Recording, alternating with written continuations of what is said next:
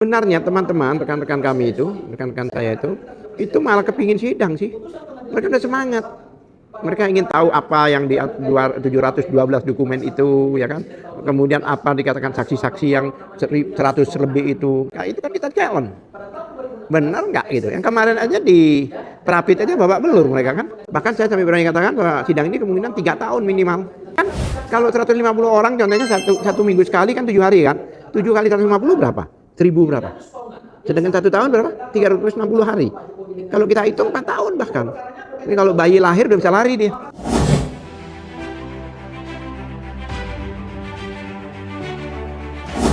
Ini kan jaksa sudah melakukan perbaikan dakwaan nih Pak, informasinya.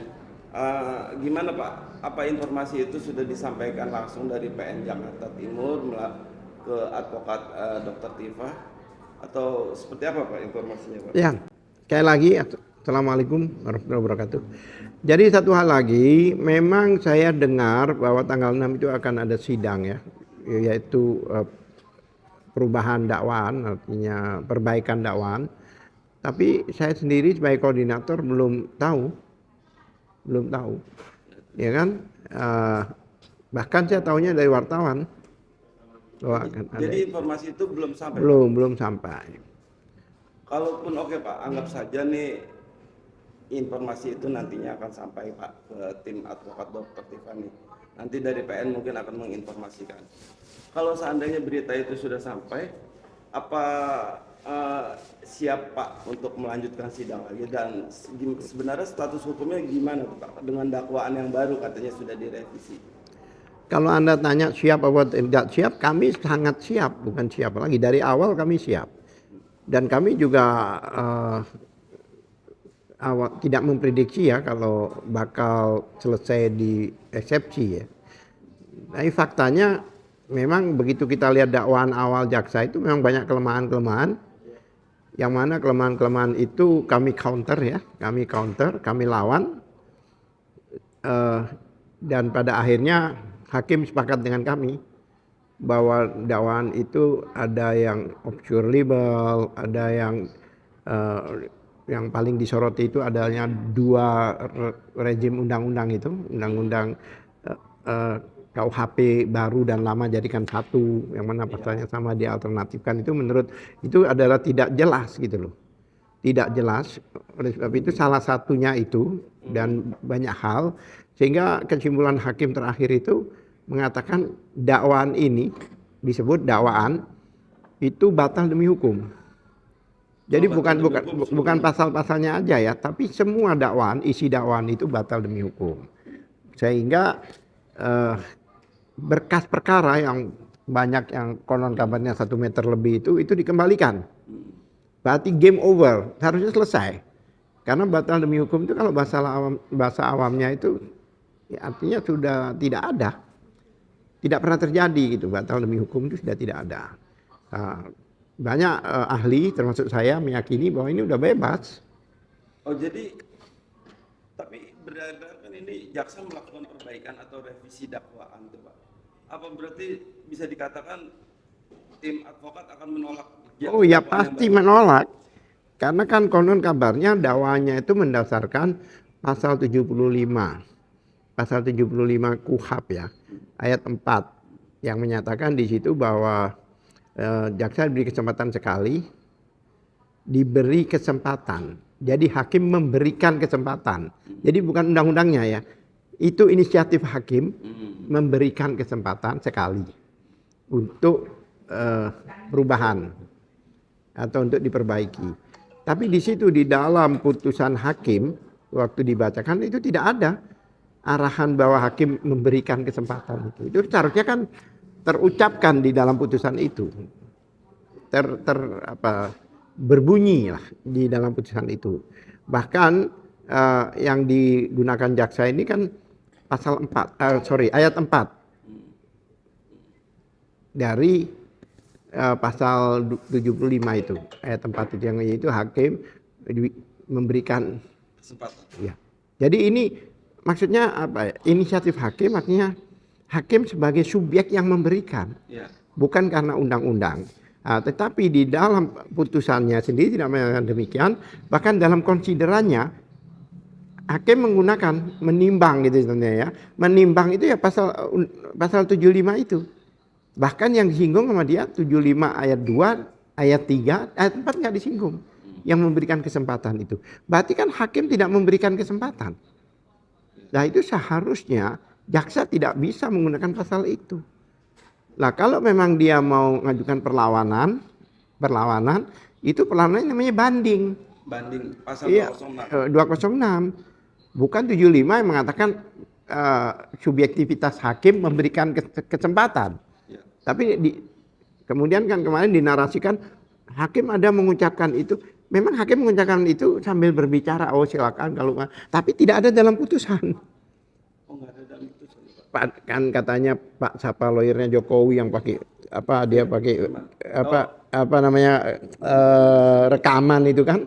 Itu yang diomongkan hakim setelah gedok palu. Kalau sudah gedok palu berarti adalah di luar putusan, di luar amar putusan gitu loh. Nah kalau itu digunakan nggak bisa dong, kami tidak terima. Dari hasil sidang yang kemarin Pak, itu bekas hasil sidang yang kemarin itu sudah dibagikan juga nggak sih Pak ke Dokter Tifa? Hasil apanya itu? Hasil sidang kemarin, putusan. Udah diberikan. Sudah diberikan. Ya itu yang saya temukan bahwa memang waktu itu juga saya dengar ya kan hakim itu menyebut pasal 75 itu hanya 2 ayat. Tidak menyinggung ayat 4. Yang mana ayat 4 itulah yang pintu masuk jaksa untuk melakukan perbaikan. Itu tidak disinggung. Dia hanya katakan ayat 2, ayat 3, kemudian undang-undang di KUHP itu juga yaitu pasal 206 yang Anda katakan tadi. 206 ayat 1. Ya. Itu yang disebut. Jadi pasal 75 ayat 2, kemudian ayat 2B, kemudian ayat 3, kemudian undang-undang di itu juga yaitu pasal 206 ayat 1. Tidak menyinggung sekali satu pun di situ di konsideran atau di pertimbangan itu yaitu ayat 4. Padahal yang menyatakan hakim memberikan kesempatan untuk memperbaikan itu ada di pasal 4. Jadi mereka itu mengajukan, saya katakan ini apa ya? Itu bukan abuse of process ini. Kan biasanya ada abuse of power ya. Ini abuse of process. Prosesnya itu dikacauin. Oke Pak, ini kita sedikit berandai-andai ya Pak. Di di pemberitaan itu kan sudah ramai itu Pak, berita jaksa melakukan revisi perbaikan dan mengirim berkasnya ulang ke PN Jakarta Timur Pengadilan Negeri. Tapi sampai hari ini detik ini berkas itu belum terima panggilan baru Bapak dari PN Jakarta Timur untuk melakukan sidang di tanggal 6. Iya. Berarti apakah ada asumsi nih Pak? Misalkan apakah kemungkinan PN Jakarta Timur menolak dakwaan yang baru yang sudah direvisi jaksa itu bisa nggak sih Pak? Sepengetahuan saya, pengadilan tidak boleh menolak perkara. Kalau memang itu dianggap tidak layak atau ditolak dan itu nanti pada saat persidangan. Dan kami pun nggak mau men-challenge itu.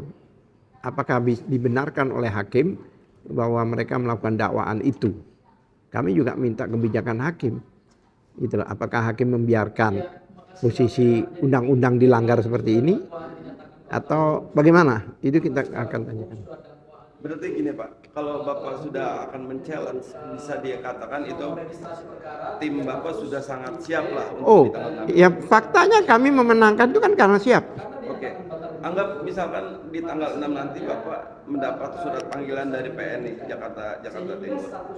Dan itu ketika ada revisi dakwaan yang baru, tentunya nanti kan akan dibacakan juga sama JPU. Itu akan, apakah tim advokat Dr. Tifa akan menerima itu Pak, ketika dakwaan yang baru nanti akan dibacakan? Ya kami ingin menanyakan pada hakim, apakah ini prosedur dilakukan oleh jaksa ini benar apa tidak? Ya kami kembalikan pada hakim. Dan di situ dari jawaban hakim dan langkah jaksa itu juga masyarakat akan tahu apa yang terjadi di persidangan ini gitu loh. Karena ada yang sebenarnya sesuai ketentuan yang ada juga yaitu 206 itu jika jaksa keberatan dengan masalahnya ini kan dakwaan itu apa istilahnya